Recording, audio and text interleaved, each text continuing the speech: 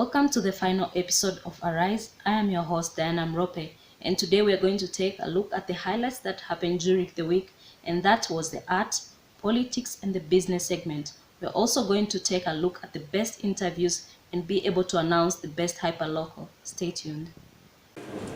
A challenge was faced by Nazlin Umar, the only female candidate who declared her interest in the top seat. She made news in Kenya when she declared her candidacy for the 2007 election, where she emerged 6 out of 8. My thought on Kenya being led by a woman president.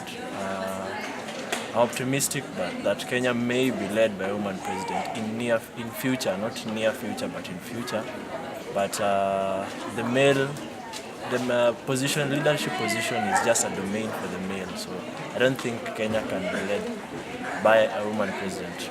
So I feel like women can make great leaders, especially in Kenya, even being presidents or any position within the government. Reason being, I feel like women are opinion shapers. Some of them are natural born leaders, and they're very aggressive and they're very assertive in whatever they do. They're not swayed probably by public opinion. So I feel like they can make great leaders, and that Kenya should give women an opportunity and chances in leadership positions so that they can take our society to the next level, so that we can experience transformation and that we can make Kenya great again. Yeah. For me, leadership is not about gender, it's about productivity. The big question is, what do you bring to the table as a leader? How competent are you? And I think the gender question has been asked so many times, and there's been such a contention over whether men are better leaders or women are better. And to answer your question on whether women would make great presidents in Kenya, then I would definitely say yes, because it's not about gender. Whoever comes and vies for a position and is competent enough to deliver as a president, then I definitely vote for them regardless of the gender. And I think it should be an encouragement for many women to go for that position, because I think we've had only 2 ladies in the history of Kenya running for the position of the president. And I understand there's all these things about the controversy of leadership in Kenya, in politics. But I think more women should step up, because I believe they can provide good leadership skills, because it's not about their gender. It's about, again, what they bring to the table. Yeah. A woman who does not require any validation from anyone is the most feared individual on the planet. Reporting for Arise, my name is Caroline Waihoini. Sema Njoki. Poa sana mama. Aki mimi sioni nikikuja.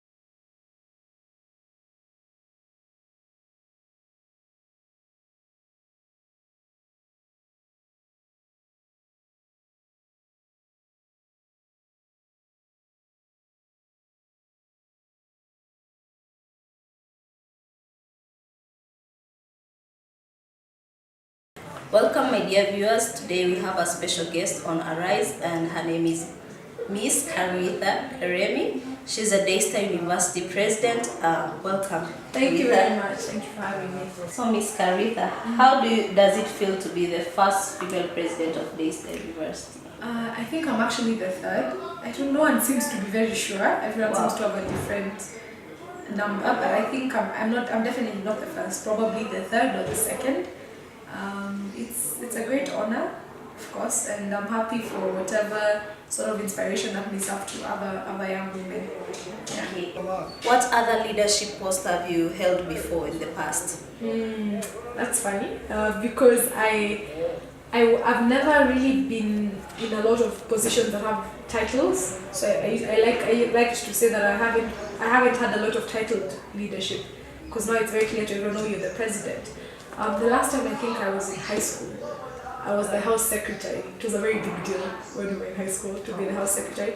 But in between that and here, I've done a number of things that you don't really have a title, but it's leadership all the same because you're influencing other people. We were part of, we led a drive to raise funds for one of the people we finished high school with so she could join university. And she did. And we raised enough money, we wrote blog posts, we raised the money, and she got even an additional bursary to log in of a member of parliament and so on. That really stands out to me. And of course, there's the other things that you just do in school, being in musicals, clubs, things that just teach you how to work with people. That was a very good start. Yeah. Well, it was much easier. All that is much easier than being a student government president. Yeah. So what can you say you have learned throughout your leadership journey? Oh gosh, so much. I'd like to be very honest. So I've learned one, relationships are the most important part of leadership. Not just relationships in terms of being nice to each other, no, not that, but knowing people. Because through knowing people you have more knowledge, and knowledge gives you the ability to make decisions better because you understand the different things you're working with. But if you're isolated, like there was a time I was isolated, you don't really have a full grasp of what's going on, which can really hamper your leadership. The other thing I would say, especially for young women, because I think we have the biggest problem with this, is you don't need to be nice. Don't be nice. Just don't. I personally am working on unlearning niceness because young girls were taught to be nice, to be nice. There's no problem with being a good person, but you don't need to be nice. You need to be good, yeah, you need to be good, you need to be kind, you need to be straightforward, but you don't need to be nice, yeah. Yeah. Don't try to be likable, like Chimamanda says, just be yourself and do the right thing. So what challenges did you face during the Daystar strike period? Wow, that's a big question. The challenges we face, we like calling it a boycott, not a strike, but yeah, Okay. it's alright. Definitely in terms of resources, it was an expensive time, especially for the leadership, because you need to be in a lot of places, which meant transport. You'd have meetings until around even 2 a.m. in Nairobi, and you needed to go home. That meant money for taxis, money for lunch, because you weren't at home, you weren't in school, and you are not just considering yourself, you're considering like a group of 50 students that maybe you're with. It was also challenging in terms of energy. It lasted a month. That's a month of making sure you're communicating, and students also want to know what's going on all the time. Sometimes even you get tired, you fall sick. It was really, and it took a lot of energy, I'll say that. The pressure was real. Yeah, it was, and of course, for the hardest part, of course, for us was we didn't understand why no one seemed to understand us. Like, we're not just making noise, there are issues. Why are you all acting so surprised? Because it was very evident to most of students that something was coming.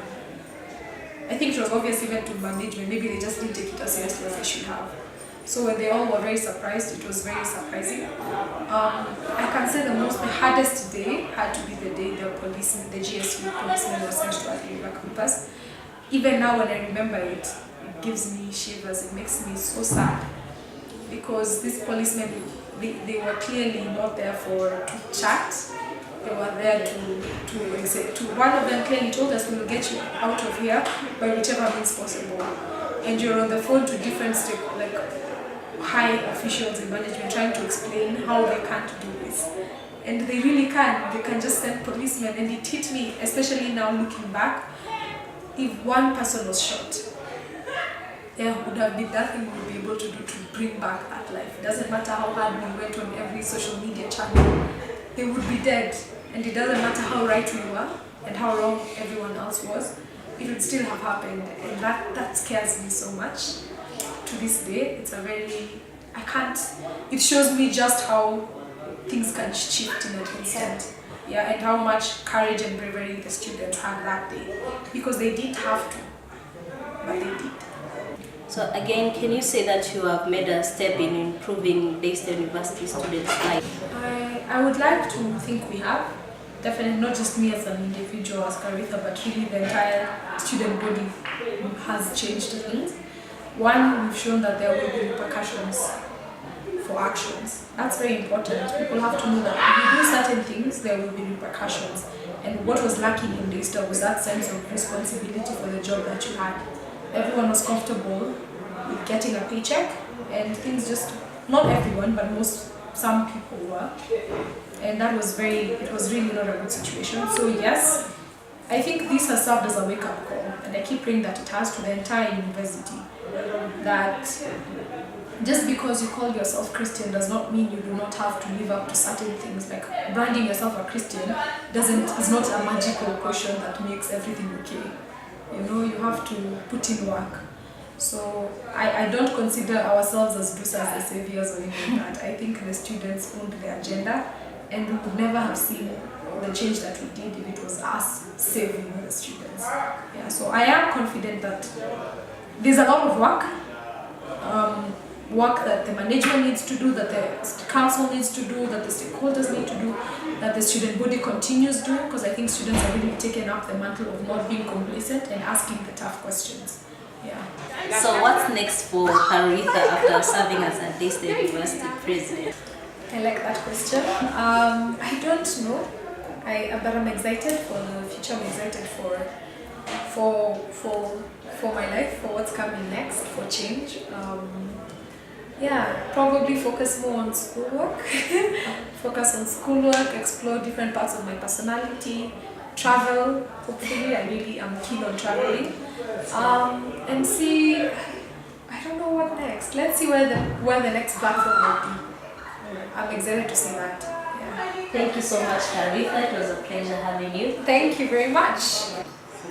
That was it for today on Arise. Catch us next week on the next episode. I was your host, Diana Mrope.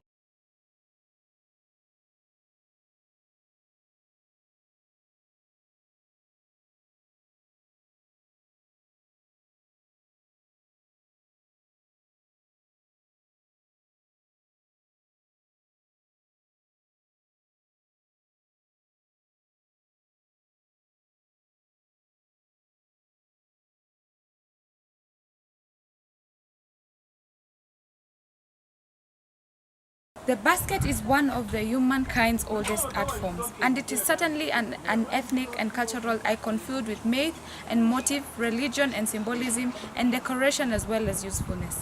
They also range in size from burden baskets to tiny collectibles. So chondos are very important, first of all, because they are used to carry goods. And this is because, you know, you can constantly use it over and over again. You don't have to keep on buying a new one, like a paper bag or you know, like any other kind of bag. I feel like this material that it is made with, it's very hard, so it's a long-lasting thing. They are also very important because they can be used in, you know, like fashionably as you go to school, as you go to work, everywhere else, because they're made in different sizes and different colors, to, you know, match whatever you want to go with. And I feel like it's a beautiful art. By the time you start sewing all the way from here till here and then you make a zip, it takes quite the skill. So I feel like this should also be taught in schools, because, you know, not everyone is academically gifted. So, you know, someone can make a living out of such things. And, you know, I don't understand why Africans, we don't embrace such things, and it's in our culture. Yet, you know, people from abroad, they really love to come and buy such things. And, you know, it's kind of considered culture appropriation because they go with it to where they're from, and then it looks like it's from there, but it's not from there, it's from here in Africa. So I feel like we should also learn to embrace our culture, and also learn to, you know, give interest to such things, give interest to making beads or any other forms of art, because these things, they actually make a lot of money, considering what Europeans and other tourists pay for them. So we should really look into it as Africans, as Kenyans, and, you know, realize its worth, because it's something that is beautiful, and it's something that was given to us, you know, like Africans. It wasn't given to anyone else. So it's our culture, we should embrace it. And it will save you from NEMA, because you don't have to keep on carrying paper bags, or hiding the paper bag in another bag. So it will like last you, and it will fill you with the time purpose that it's supposed to be filling you with. So thank you. On the business segment, we also had another intriguing interview with Mrs. Odima of Daystar about weaving. Let's take a look. Good afternoon, our dear viewers. Welcome to Arise, and today we have our beautiful mother, Mrs. Odima, and she's going to tell us more about weaving. Welcome, madam. Thank you. So, can you tell us briefly, explain what weaving entails? Weaving is the act of picking wool, picking sisal, picking materials and putting them together to produce baskets, mats, bed covers, and all that. So I can see mostly you do crochet work, but do you have any basic knowledge about basket weaving? Yes, when I was a young girl, my mother taught me, I think by force, because I needed to make bags for my siblings. We didn't have molds like you have today, where you go buying school bags. So my mother brought sisal and manila, and she taught me how to make bags for my siblings. And that's how I learned the art of making bags. But she also taught me crochet, knitting, hair braiding, and all that. That must be interesting. Yeah. Is this an inborn skill, or you also learn it over time?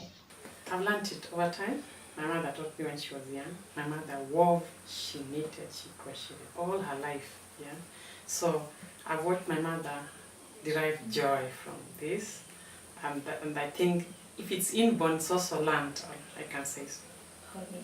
So when we go back to the sisal, can you say that it can be easily cleaned, like the sisal materials? Cleaning a sisal material is not very easy, because after you've picked it from the farm and extracted it and put it in the form of weaving baskets and maybe dyed it, you cannot afford to put it in water again. So the baskets that are woven are delicate, just that also sisal is durable, so we use it without dipping in water, but we can brush with a detergent without spoiling the fabric. And with durability, can you say this, what do you call exactly this material? It's just wool. This is what I'm having is called acrylic wool. It's local wool, but it's just synthetic mixed with wool. Oh, okay. Synthetic so fiber. with durability, is it this or the sisal? Sisal has a sense of durability more than synthetics, because sisal actually is raw material from the farm. Oh, okay. Yeah. Coming to today's world, we have the things that we call kiondo, the kiondo culture. Yes. Can you say it has become a good alternative with the ban of paper bags? Kiondo was there before plastics. It was there before plastics. When plastics came, the paper bag added value to kiondos, because we could mix sisal and paper bags, and that made it easy to clean.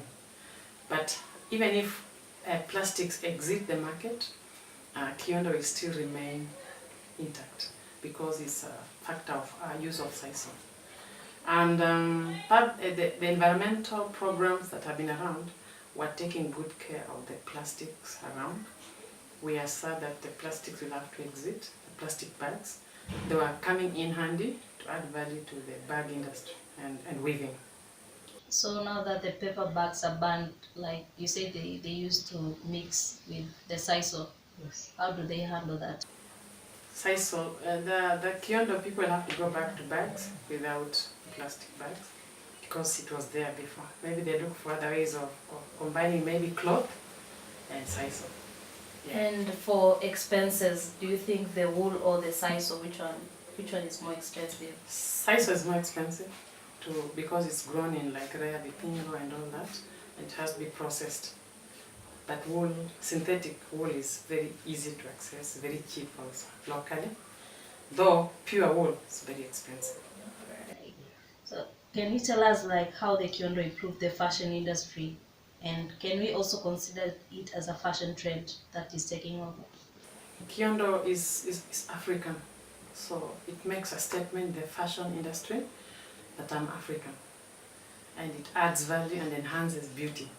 Yeah, while a woman is dressed in African attire and they add kiondo on it, they're just redefining the Africanness and the beauty behind being African, which is unique. All right. We have come to the end of the interview with our mom, Mrs. Odima. Catch us here next week, same time.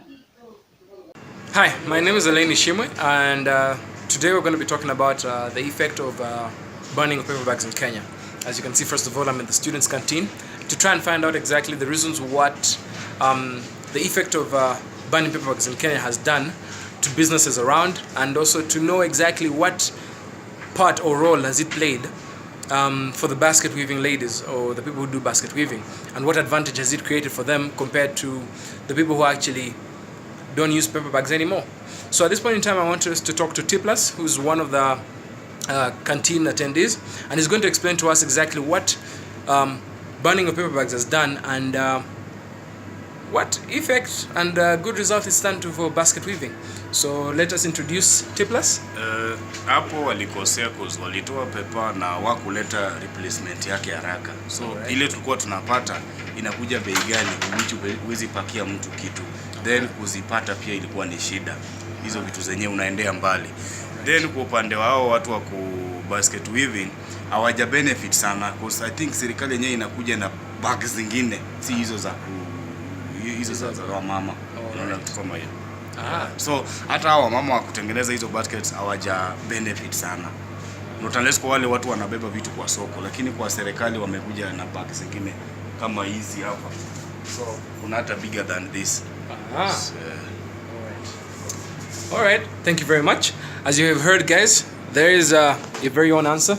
To understand the basic idea of what burning papers has done, basically it's distorted some of the businesses, but also you can see it's not really profited much of the basket weaving ladies, because also there's still a new type of paper bag that's been brought out, and thus with this new type of paper bags it still creates competition. So I guess there's still a little more that we can find out, and the world is basically has more and more businesses. Literally we have different reasons why, but hey, I gotta go. My time is done. My name was Eleni Shimwe. Thank you very much.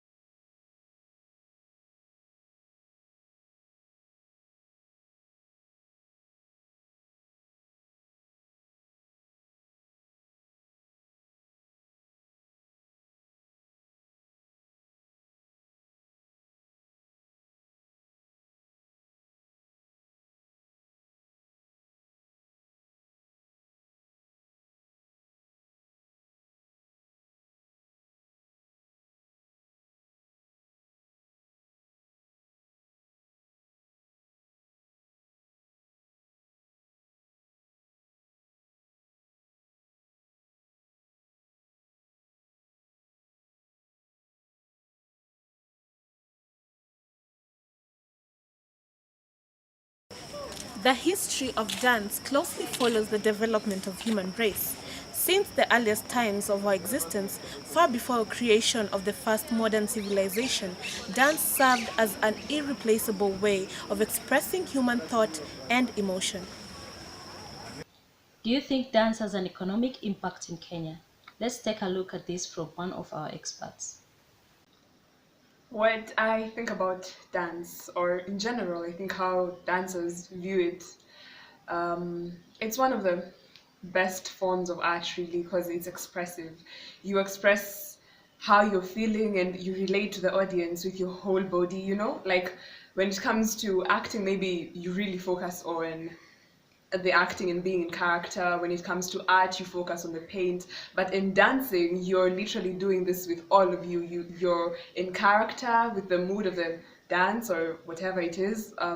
You're in character with the dance itself, you see. So it's very expressive, and that's why I as a dancer love to dance. But you see, what you come to realize here in Kenya is, one, the number of dancers who are actually striving to do dance as a serious career are very few, so the circle is small. This is because it's not because we don't have many dancers in Kenya. We have a lot of great dancers in Kenya, everywhere really. But the thing is, it's hard for people to look at it as a serious career because they've been raised by a small-minded community. You see, like it's just closed. Their minds are closed to dance as a career, and which is usually really upsetting to dancers because you want to take it up as your career, but really no one is going to give you that support or sponsorship or whatever it is that you would need. So you find that in Kenya, the economic value of dance is really depreciating instead of, rising. But, as dancers, we're not about to give up. We're going to keep doing this right. We're going to keep dancing and we're going to get there. Yeah. So my idea about dance being as an economic value for Kenya is a no. I don't think in Kenyan context the system of education supports art or co-curricular activities, and dance is not really a subject that is focused more in Kenya because we understand that Kenya focuses much on education.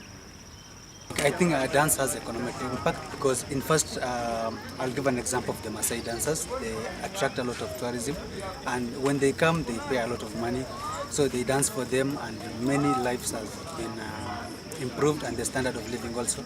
So I think it has an impact economically.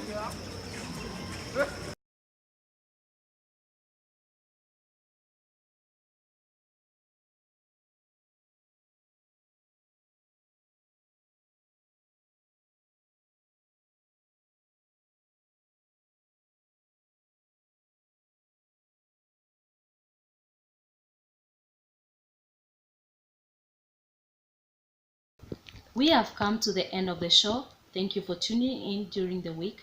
I was your host, Diana Mrope.